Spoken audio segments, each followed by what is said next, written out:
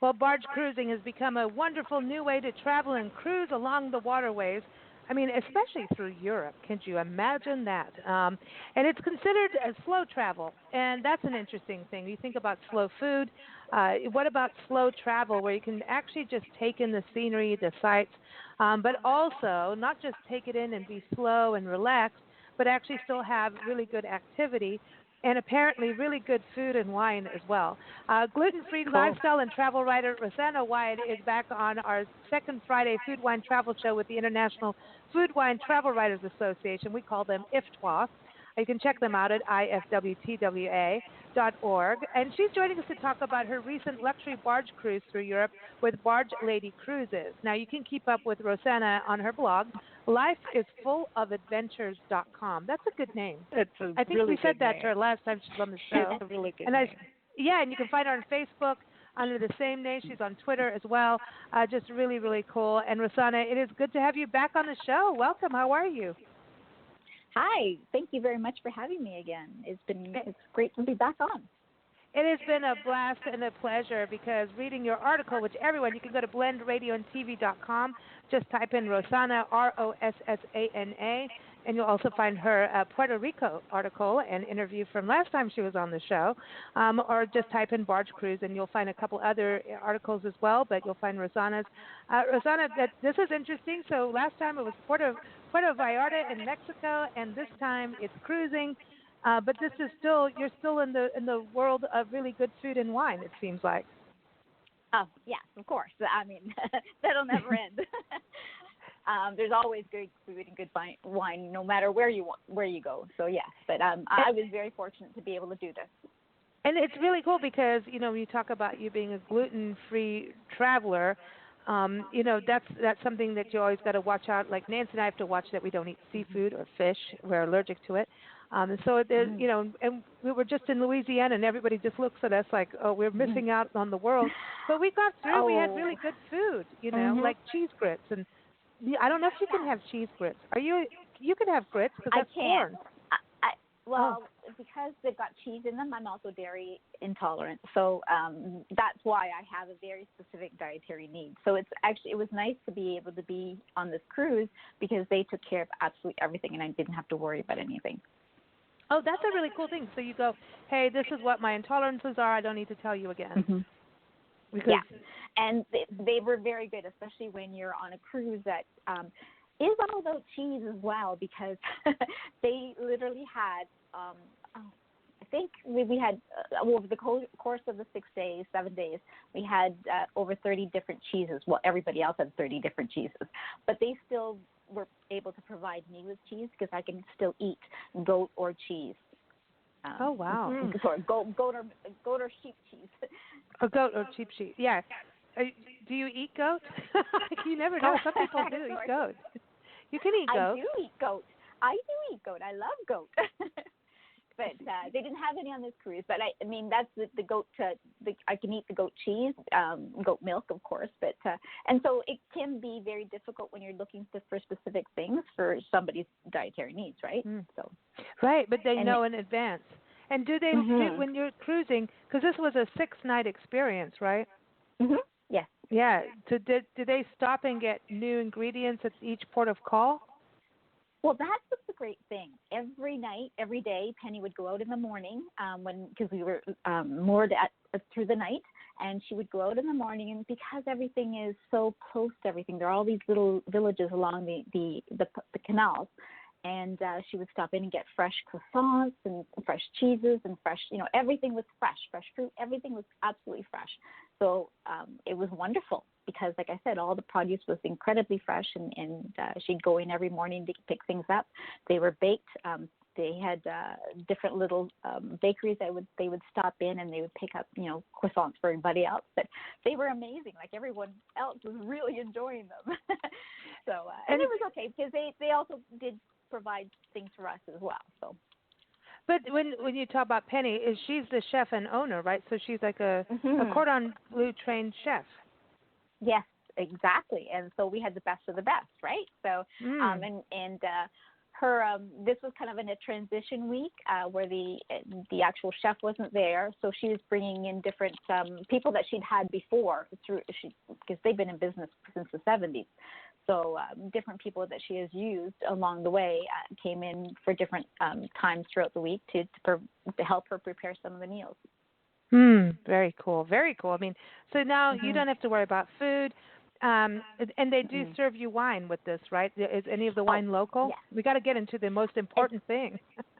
It is. It's all from the area, so you're going to get the different wines from the different areas. And so we, with every meal, lunch included, we would have wines. We would generally start with a white wine and then go to a red. But during every dinner, as I said, lunch, we would have that as well as during dinner. And so we had wines with different courses, including the cheese course as well. So we had, a fair bit of wine, but it was nice. So, and what I really liked about the fact that while they were serving you, they were all really well trained. All the staff was incredibly well trained. So they would tell you about the cheeses, they would tell you about the wines, so you got to learn along the way as well. That's awesome. And what was the name of the barge you were on? And can you describe the barge? Because a barge is a little different. We're usually talking about like maybe Viking river cruise and things like that. This is a little different of river cruising, right? Yes, the river cruises are going to be a little bit bigger, but the barge, I guess they are much smaller, and there are different sizes as well, because there are some that are only taken for.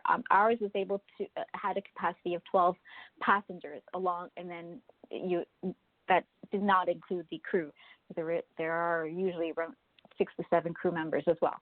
So it was a fairly good sized barge. They do go up to 20 passengers, but ours was kind of in between. I had my own stateroom with a nice big double bed, nice big washer with a shower, I didn't feel claustrophobic at all. And I know that that's something that a lot of people worry about, but not at all, because I felt that there was a fair bit of room to move. There was always a lot of room to move around. I even kept generally they say, pack away your stuff and then we'll put your suitcase away. Well, I had room to keep my suitcase in my room. So it wasn't like there wasn't any walking around room. Wow, that's amazing. Cool. Yeah, because I would think I kind of feel like, it's going to be these tiny rooms, but being spacious and even having your own bathroom. That's amazing. Your own washroom. And they all come with their own very own bathroom with the shower and everything else. Of the staterooms or some of the rooms had like a twin beds. Sort of perpendicular to each other to provide more walking around space, but they all had nice, big, good-sized bathrooms, lots of windows so that you could open them up if you wanted to. So you didn't feel claustrophobic. And there were I think there were 6 staterooms altogether, and then there were a couple of them that were just specifically for, like, they just had a single bed. Mine had a double bed, so there's, like I said, there's plenty of, it's really comfortable, plenty of moving around room. So, and then they had a little library area where you could, pick the different books and that passengers had left along the way, and then the sitting room upstairs, which is really nice and bright, the eating area, and then of course, the lovely deck where you could sit and just watch the countryside roll by, which was just amazing. Oh, that's cool. See, I would just be parked out there on the deck watching things and having wine. That's how I would roll with that one. Yeah, and that's a perfectly good way to do it, too. I mean, some people prefer, just sitting out on the deck, and some people prefer getting out, because the other thing is the opportunity to be able to get out and not just sit on the boat the entire time. You can get off at each lock. Oh, no, you got to get off. Yeah, and walk along the towpath, or bike along the towpath, or run along the towpath, whatever you wanted to do. So I didn't get the chance to get on a bike, but I would get off and walk along, and it was nice to be able to, because they do take a little bit of time getting through those locks, by the time they get in and fill up, and, the movement and everything. So you do have the chance to walk ahead. So I would walk ahead, and you had these little bridges that you could get onto and watch the barge, go down underneath you, and it was it's just very lovely. And the countryside is just, it's really unique to see the countryside itself, because it is so incredible. It's actually quite beautiful just to see the country life as it is in a sense. Wow. And you also talked about, I mean, you went to all these different historic villages, and you went to you said the UNESCO World Heritage Site of the 11th century Romanesque Basilica of Saint Magdalene. That's got to have been just beautiful to see these just really ancient. I mean, this is ancient history, like, you know. Yes, it is. I mean, it was absolutely beautiful, but it was just, it's the whole process. You get into this little village, and then you walk up the street, and because it's up higher up on the elevation, and it overlooks everything, and it's absolutely beautiful. It's undergoing a little bit of renovation right now, but what was really unique is the fact that they really took into play how the lights would come into play within the actual basilica, and how it all the different measurements, and just it's just a unique experience just to see it and to learn all about it. It's amazing to me. Just to go through that the medieval villages. I'm into that. I'm into the medieval villages, and Robin Hood.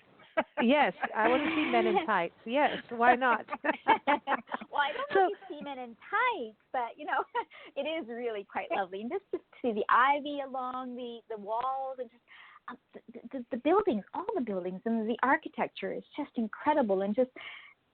But it's with people as well. You get these local markets, and everyone says hello, you know, bonjour. Or you walk into a little store, and they aren't jumping right on you to buy something. They let you sort of look through everything, and they start a conversation with you, and it's really quite nice. It's very enjoyable. Oh man, this sounds really, really cool. The other thing too. Yes. You go through this, but the actual barge itself, I wanted to go back to that because can you sit outside on the barge to look out? Yes, on the deck itself, yes. They have a nice big table and chairs.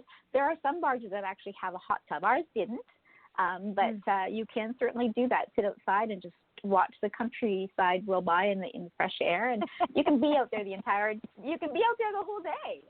On the deck, and you don't feel the movement. I mean, the barge goes so slowly that you don't feel that movement. So if someone is, thinking that they can't do it because they may feel sick or, nauseous or whatever, you don't feel it at all. It's just very wonderful just gliding by. So about how big or trying to get it in my mind how big a barge would be, like width-wise.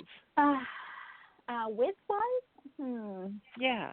I'm trying to think. Because my actual stateroom sort of with the bedroom the way it was, and then the bathroom was sort of in the front, sort of encompassed the entire, pretty much most of the width. But then there's also, what they do is they have these runners along the side where they walk along from front to back of the barge that are probably about a foot on each side. So I would say about 18 to 20 feet. I mean, they just squeeze by those locks. Some locks are so tight that you can actually see yeah. Yeah, if you're in your stateroom and you're watching the window, you can actually, like, the wall is like right up against the window. So yeah, there is a very tight squeeze. Oh, that's cool. And you have to navigate them pretty well. Yeah. Oh, that is cool. Yeah, like, this is when you're glad I'm not the captain of the barge. Yeah, really. In the barge, the interesting one that you went on, because there's some history to this barge, and this is what I find really interesting. Look at how we, as society, we go around and we renovate old historic buildings. It could be an old barn and it becomes a B&B, or an old, brewery or something, and then it becomes a brewery again. Yay! But there's this again, everyone's through Barge-Lady-Cruises, and you just go to Barge-Lady-Cruises.com. But this one that you were on, the specific one, was actually it's got some history to it in its actual building of what it was, and you said it was originally a mule-drawn freight vessel. So it was on the land. It had to be on the land, right? No. What it is that they were still. It was actually still on the canal, but it was because they had those tow paths along the canal itself. So it was drawn. It was the power came from the mules. So yes, and then what they did is they renovated it afterwards. They were they stayed on the canals, but they were renovated and then turned into some, still do some, I think some are still do freight, some are just more for holidaying. People have, you've gone along the Seine in Paris and seen all these incredible barges that people turn into homes, basically, right? Mm. That's So the this, big thing. I just didn't know about the mule drawn part. I didn't know that they were up on the side, pushing these. Yeah. And so this was, is it Luciole? Am I pronouncing it because I'm right or wrong? Yeah. Probably wrong. No, Luciole. right. No, it's right. It's a Luciole. See, it's the wine we had at lunch. That makes everything right. That'll do it every time. So Luciole, no, in 1926 it was built. Wow. Yes, and then the current owners purchased it in the late 70s, and then it's gone through a few renovations since then, refurbishings, I guess.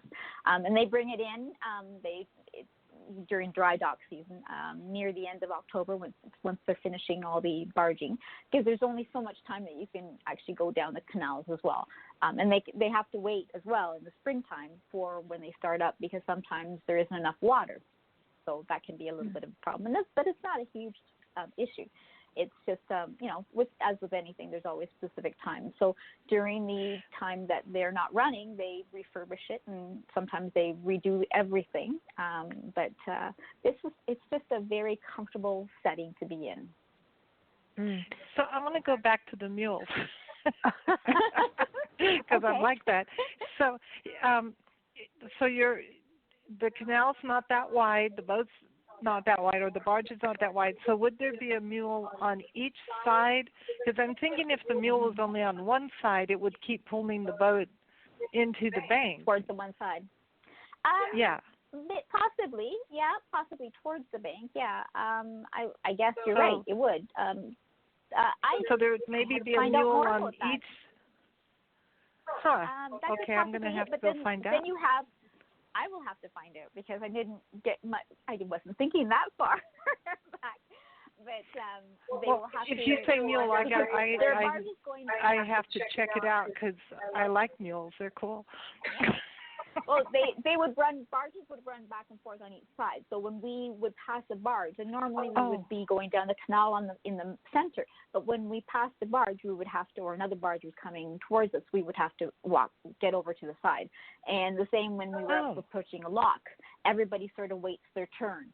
So it's like a bridge basically. So so now you just sort of, so when you approach a lock and there's another barge coming through, whoever gets there first gets to go through first. So it just all depends on how it's done. Yeah, so maybe the mules would have had to stay on one side because. Yeah. Wow, that's interesting. I mean, I know that the captain has a steering wheel. That's what you call it on the barge. Yeah, okay. But it just seems odd. Well, I find this fascinating too, how it changes through history, right? And now here comes this luxury cruise. So at night they're docking, right? So you get to just chill out on the water docked in the in the canal. Then usually they dock, and there are certain points along the way because you don't actually travel that far. I think we traveled 41 kilometers at the most along the route, and they don't travel that long through the day because it does, as I said, it can take up to 20 minutes to go through a lock if you don't have to wait for anybody, and then by the time they fill up the water and have you go through, and so it can take a little bit of time. So you're only moving so many hours through the day. And they generally try to moor around 5 or just before dinner time. And then so you can get off and go explore. Usually we moor close to little villages. You can explore the little village or explore the tow path around there. There's some incredible chateaus along the way. So it also depends on which way the barge is actually going. So sometimes it will start in Auxerre, and sometimes it will go the other way back. So it just it will depend on which way it's actually going. So it is an incredible way to cruise. And everything is included. You don't have to worry about anything. And as I said, like, you were taken care of so well. The crew is amazing, and they get to know you. They get to know things that you like, so they make sure that they have specific little things for you, or the drinks that you want. they'll make sure that they get those ready for you. But yeah, it's a very nice sort of way to take in the countryside, but also, like I said, it's not just for people who want to just sort of have a nice relaxing holiday. It's also, there's a lot of activity. We went for little walks and hikes when we went out to the wineries and then stopped along the way to different chateaus. It was really quite beautiful, but they encompass so much within all the excursions as well.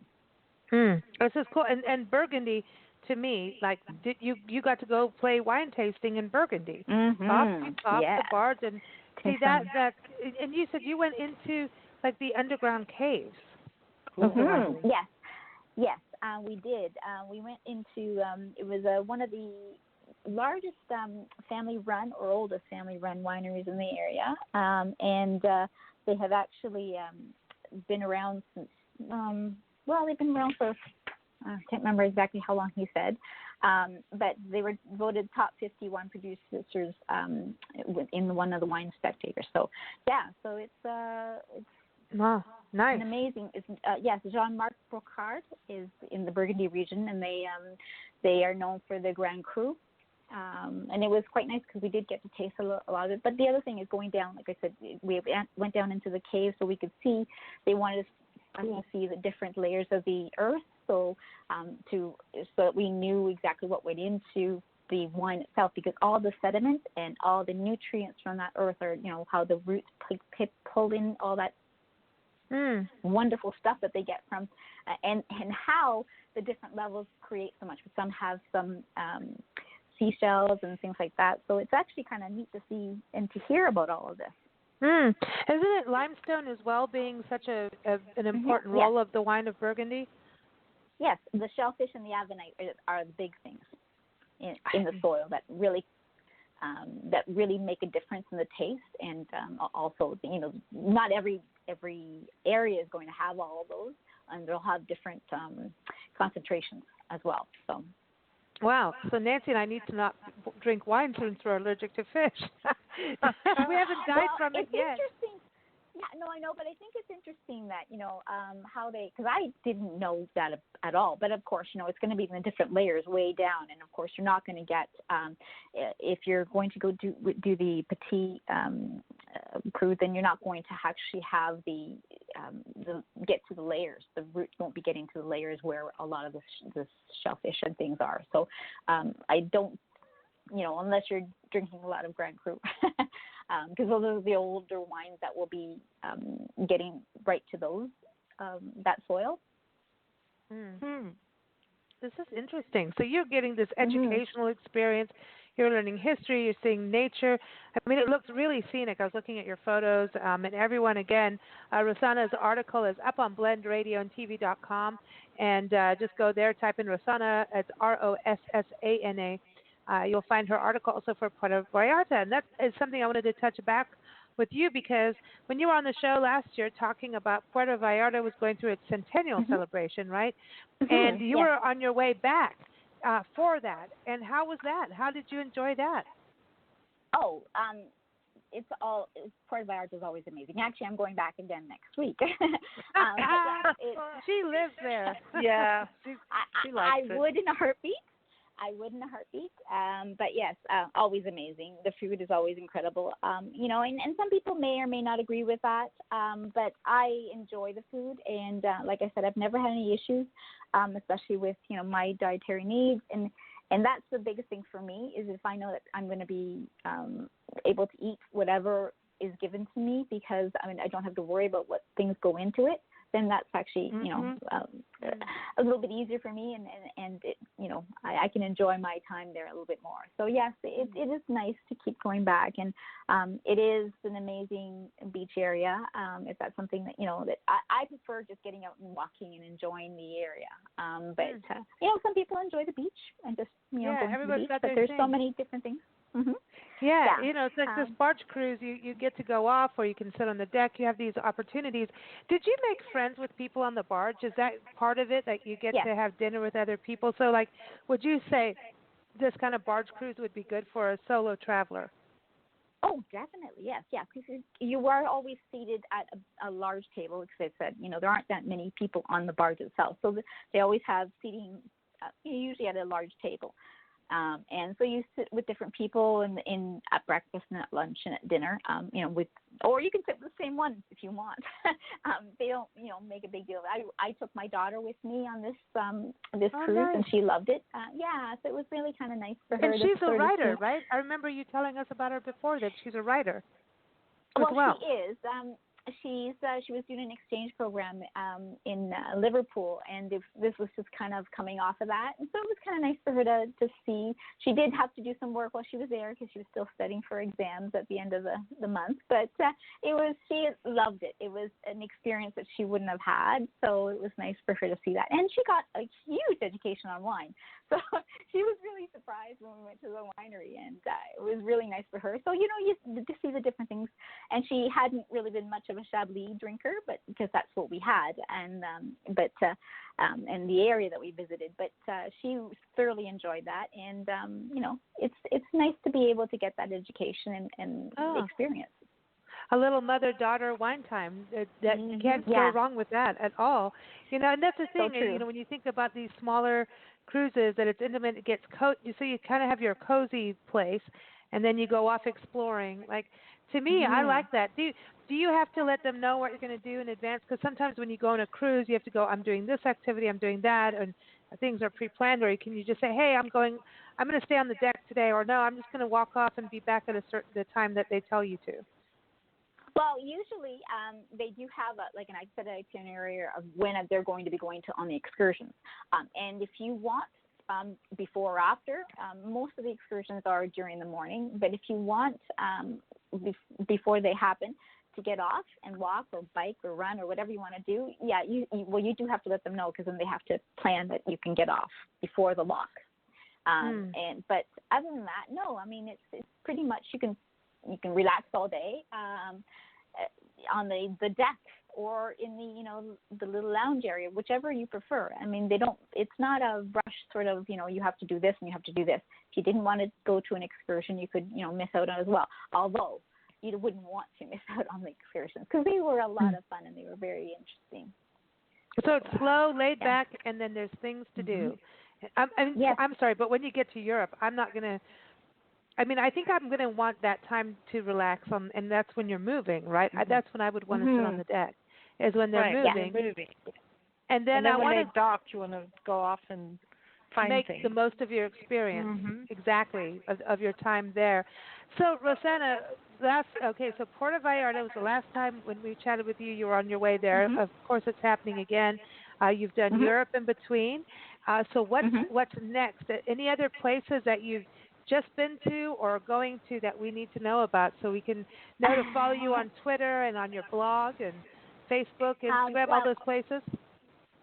I'm hoping to get back to Europe in the fall, but I have to just wait and see on that. And I honestly, if I could do another barge cruise in Europe in the fall, that would be spectacular. But it really is an incredible way to travel. And as I said, I love being on the water. It's kind of my comfort place, is to actually be on the water. But I don't like big boats. I don't like big ships. So this is just the best of everything for me. And I get to go see different places. So that's the one of the unique things. And I know that there are a lot of people that don't feel comfortable getting on a boat. And this is probably like a step. I wouldn't even say it's a stepping stone. It's a place that you want to go to and stay. Yeah. It's not rocky like going on the ocean. It's different. It's like a nice, easy channel. Like if you fall in the water, it's not a big deal. Maybe that's what people are scared of, is falling in the water. Why would you fall in the water? I don't know. I would. You know me. I fall into everything. I mean, it has seriously. But no, I think my biggest thing is more just feeling like I'm on this floating block. That's what it feels like. I'm a floating city, and or a city block. Cool. And it's like you that's what I would feel like when I'm on a big ship, and so I don't like that feeling. I prefer nice, intimate, being able to talk to somebody, go down to my stateroom if I want to spend some time and just away from everybody, or get off and just walk along, which is the other nice thing, is just to look at the nature, stop, and then check out the trees, check out the flowers, and check out the villages that are there. So and every cruise is going to have a different path that they go. So you're going to see different things on the different cruises themselves. Oh, very cool. I think when you go on the bigger cruise lines, that you feel like you brought a whole city with you. Mm-hmm. And then exactly. that personal time and one-on-one with nature, or just having some quiet time, is not as easy to get as it would be on a smaller craft. Mm-hmm. I mean, we took a cruise. We did Bahamas, and we discovered Bahama Mamas because we kind of felt like there were so many people on the cruise that that you didn't really feel like you're on the water a lot of the time. Yeah, and that's the other nice thing is, with cruises, the larger ships, you also have to think about, the different costs, and this, everything is taken care of. You don't have to worry about, the drinks or anything else. Everything is all inclusive. So, and, the open bar, it's an open bar, and then they come out and they bring you little appetizers and things throughout the day when you're sitting out on the deck, and it's all just, you're completely pampered, and it's so nice. Oh, I like that. And I like that where you don't wake up and then you've got a bill for $10,000 that you didn't budget on, and you had too many cocktails the night before, and you said, "Okay, I'll do this," and then you're like, "Oopsie," Exactly. So you would have these incredible wines with all the different courses and dinner, and then you could have a nice little nightcap, if you wanted. I mean, it would be up to you, but it was available if you wanted it, which was really quite nice. So it was a very incredible experience, and I would certainly recommend it to anybody, especially I have if one they're more wanting question. to try cruise. Yes. Go ahead. Mm-hmm. Sorry, what was that?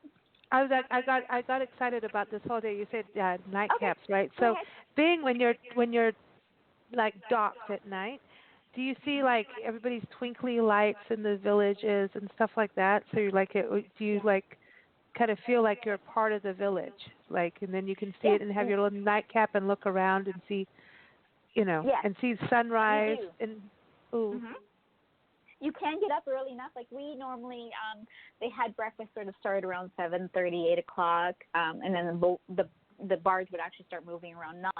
So you had that time. If you're an early riser, you had the time to get out and really explore in the morning, and it's so beautiful first thing in the morning. A little chilly because we were in May, so it's still a little chilly at that time, but it was absolutely beautiful. It was I shouldn't say chilly. It was crisp. Ooh, I like that. That. So in the morning, you could get off the boat if you wanted then, and twirl around. Yeah. Oh, now this is a whole new level of exploring. This is my thing now. You've really got me on that, because that's our thing. To have a sunrise walk in a new village, and you watch everybody wake up. You know what I mean? Watch the town wake up. Ooh, I like you this. help them wake up. Yeah. Well, they'll be happier that I'm on foot than driving through town and blasting, the Doors or AC/DC in their village. Okay. I think. Alrighty then. I don't know who would do that. Sometimes that happens when you're on a long trip. But it was nice to explore. Yeah. But it was really nice to be able to explore if that was something that you wanted to do. And like I said, the mornings were beautiful. We had sun come out most times. I think we only had actual rain the one day, but it was a little crisper. The weather was a little cooler than we thought it would be, so it's always nice to have that extra jacket. I was dressed in some layers sometimes when I was sitting outside, but it's still like you don't want to miss out on that. So that's the weather you can't do anything about, but the entire experience is incredible. So. And the rain is like a whole new experience to me. True. That would be like a whole new. Yeah. Can you swim in the water? Yes, actually, we didn't get a chance to, obviously, because it's a little cold.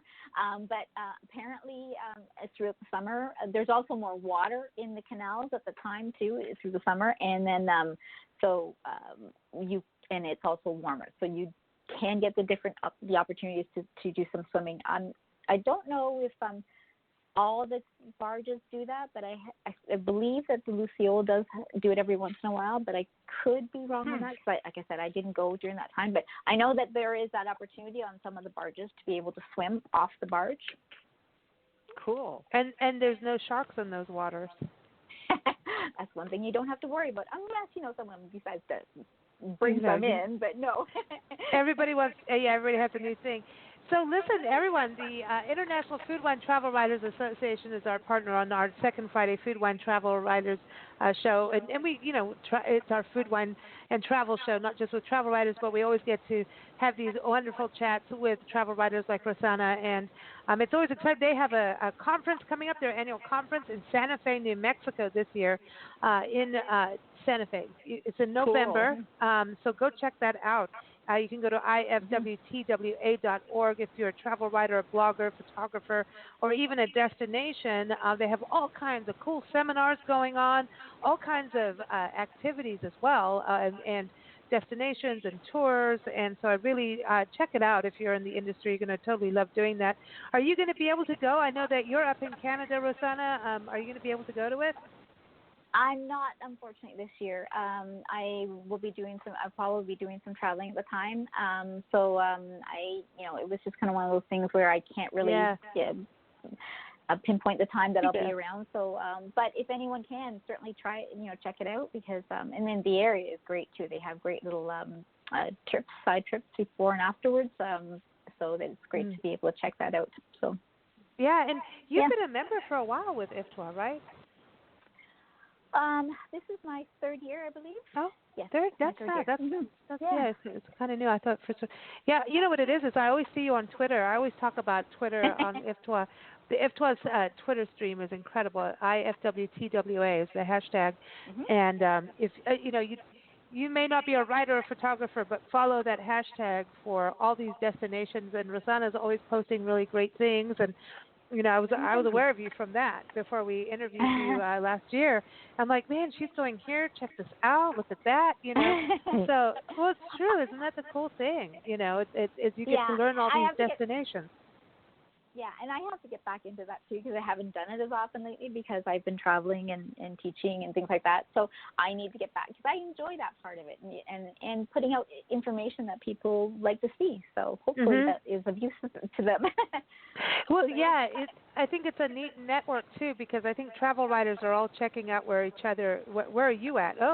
I want to go check this out. I've never heard of that place. Don't you think that happens on social media between us all? Oh, definitely, yes. That's the best thing, especially when you're jumping into a travel chat on Twitter. Those are great because then you get to learn all kinds of things about the different destinations and what new things to try, what new activities to check out, foods even to sort of. So it's actually quite nice to be able to get on Twitter and see what's out there. Yeah, for sure. Well, we thank you for joining us. It's always a great pleasure chatting with you and hearing about your adventures. This one is pretty epic, I would say. It was pretty epic, yeah. No, it was. And thank you so very much for having me. It's always a pleasure being on and being able to share with, everybody what I've experienced. And hopefully that you'll get to experience it as well because it is, honestly, one of the best experiences I've had. So, like I said, I love being on the water, and it's an amazing way to do it. So, it sounds like our style too. Everyone, again, the cruise is Barge-Lady-Cruises.com, and again, you can follow Rossana on her blog is lifeisfulofadventures.com. You can find that also on Facebook and Rossana Wyatt on Twitter. And also her article, again, is up on blendradioandtv.com. You can use the search bar to get that. But it'll also be published in one of our fall issues of Big Blend Radio and TV magazine. And you can sign up for our newsletter. It's the best way to get the issues of the magazine. The newsletter comes out pretty much weekly. And you can go to blendradioandtv.com for that too. But we always like to play music for our guests. And, you're talking luxury and wine and travel. And our friend Jann Klose, and everybody's JANN-KLOSE, Jann Klose, was on our show a few months ago. Well, last year. His new album is out. It's called In Tandem. and he's got a song on it called "Pour the Champagne," which we love to play on our Champagne Sunday show. Go figure. Perfect. But he's traveled the world. He's from Germany. He's lived in Kenya. He's lived in London. He lives in New York City. He travels a bunch, and I just thought we need to play this because I would like to pour the champagne or have somebody else pour it for me on the Barge-Cruise and sip champagne and do our radio show on the barge. I'm just saying. On the deck. Oh, now that would be amazing. That would be pretty amazing. Yeah, do you have Wi-Fi on the barge? That's a thing to ask. We do actually. There are times where with everything, it's not always the best reception, but it's actually not bad. There were times where I had to do work, and as I said, my daughter was doing work. She physically had to do work for school. So yes, there was Wi-Fi, and there were a couple other people that were working. So yes, it worked out perfectly for us. So oh wow, nice. So there you go. You could just do a radio barge report. I'm all for that. So you have everything. I love that. I love that idea. Well, here it is, everybody. Pour the champagne from Jann Klose, and then go to his website, jannklose.com. Thank you so much, Rossana, and happy travels. I'll be watching your post for Puerto Vallarta. Great. Thank you so very much. Have a great day. Take care. Take care. Thanks. Bye. I hear you talk about the future and how it's supposed to be. I watch you paint a picture. What will be, will be.